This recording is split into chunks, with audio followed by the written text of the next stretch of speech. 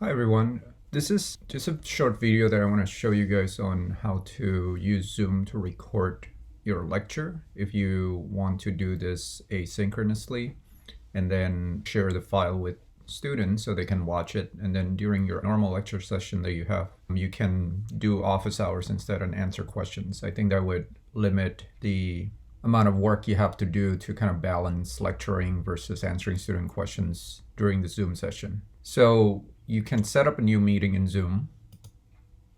So once you set up the Zoom meeting, you'll see a bunch of things here at the bottom.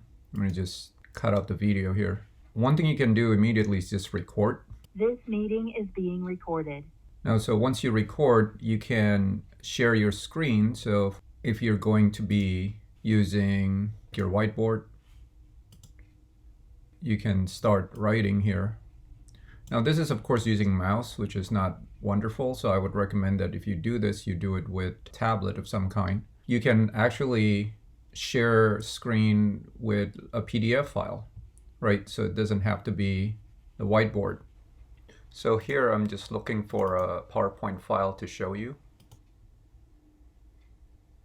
So here I'm recording my lecture in PowerPoint. I can still lecture just as usual. So this is for those of you who use PowerPoint. If you don't, you can really open anything you want here as long as you're sharing your screen, and all of that will get recorded. And so you can have a PDF of your lecture notes, take pictures of those lecture notes using your phone, upload it to your computer or to your tablet, right? Or take pictures with your tablet, and then you can open that picture of the notes and then lecture using those notes if you want. Okay, so there's several different variety of things you can do, but all of these can be done asynchronously. And then once you're done, you can stop recording.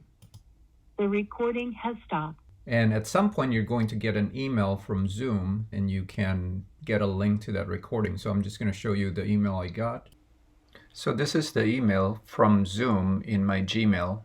The link you want to look at is this one right here, and you can share this with your students through email. If you are using Canvas, obviously you can just post this in Canvas. You can make an announcement in Canvas and then share that link to all your students as your lecture. Or you can create modules in Canvas where you post these, okay? So during the actual lecture time, you're still going to hold a Zoom meeting, but then at that point, it's just going to be answering students' questions and maybe doing some problem solving on the whiteboard.